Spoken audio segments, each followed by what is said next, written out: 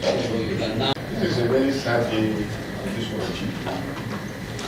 Sad day in the sense that this ministry was created on the 9th of July by our beloved President, Senator Bola Tinubu, and the creation of the livestock ministry was received by Nigerians with a very high of excitement and expectation. Down the line, Mr. President and the chairman, there was an expectation that the president, the government of the day are on the right. And this is a priority project. And this ministry is supposed to cover the 36 states in Abuja, and they have planned that somewhere, somehow, somebody is trying to sabotage this president. And I'm not speaking from the point of opposition of some member of the Mitv. I have my personal relationship with the president on a personal term. Somehow, somewhere, somebody is not happy with the creation of this ministry, and I'm not sure the president is aware.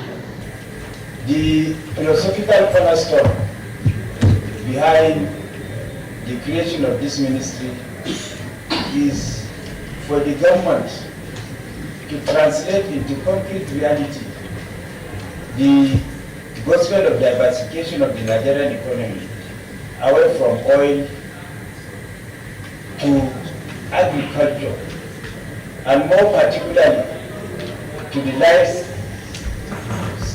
subsector, because of the huge potentials involved in it if properly harnessed. That is the main reasoning behind the creation of this ministry, so that there will be other sources of income for the country.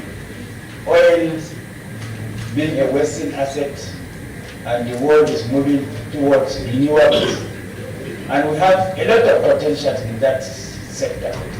That is the reasoning behind the creation of this ministry. But to my utter surprise and disgust, having looked at your budget and having heard from you, it's like we are paying lip service to the issue of diversification of the Nigerian economy.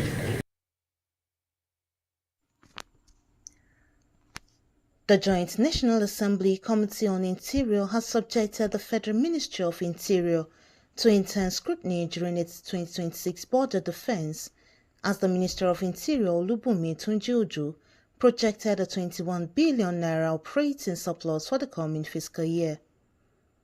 The committee, chaired by former Edo State Governor and Senator Adams Oshomole, alongside Honorable Abdullahi Aliu, questioned the ministry's capital budget performance, noting that the 3.83 billion capital allocation for 2025 recorded no releases. Lawmakers also observed that the 2026 capital estimate dropped to 2.6 billion, with 70% of the previous allocation rolled over. While commending the minister's drive and reform agenda, the committee chairman further stressed the need for transparency in revenue management and strict prioritization of personnel costs to ensure prompt payment of salaries. In the meantime, Tunji-Ojo said the ministry reduced expatriate quotas following the automation of its system to curb leakages and protect Nigerian jobs. He disclosed that the ministry is projecting a 21 billion naira surplus in 2026, an increase in 12 billion in 2025.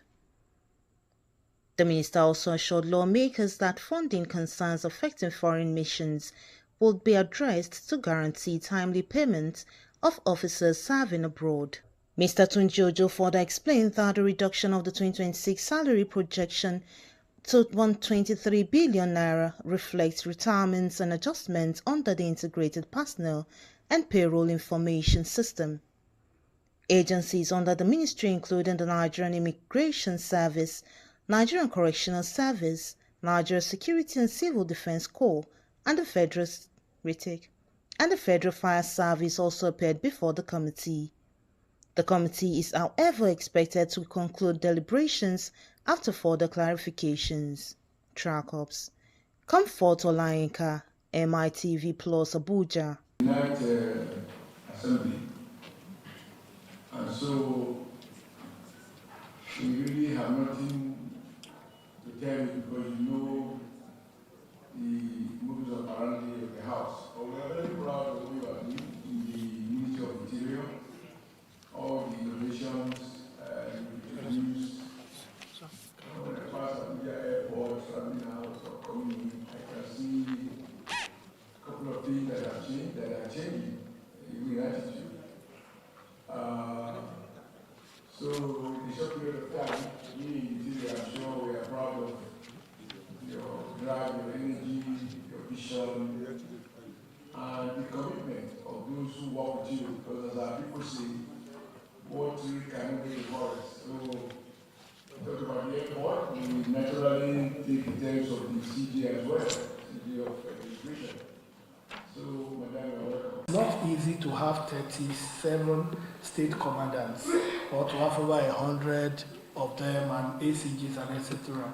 And all of them, that is, there will be one or two bad eggs. Of course, we take responsibility because we are here to take responsibility for the worst. Because if the best happens, we take the kudos and the credit. So when the worst happens, we must be humble enough to take responsibility and to improve the system. So I want to assure you, Daddy, that we will go back. We will have a standard operating procedure, an SOP, that will be able to manage this process, such that when we come back here, anybody who wants something will know this is the process I need to take. And once that process is there, then benchmarking becomes easy. Performance monitoring becomes easy. And that's the best way I think we can serve all Nigerians.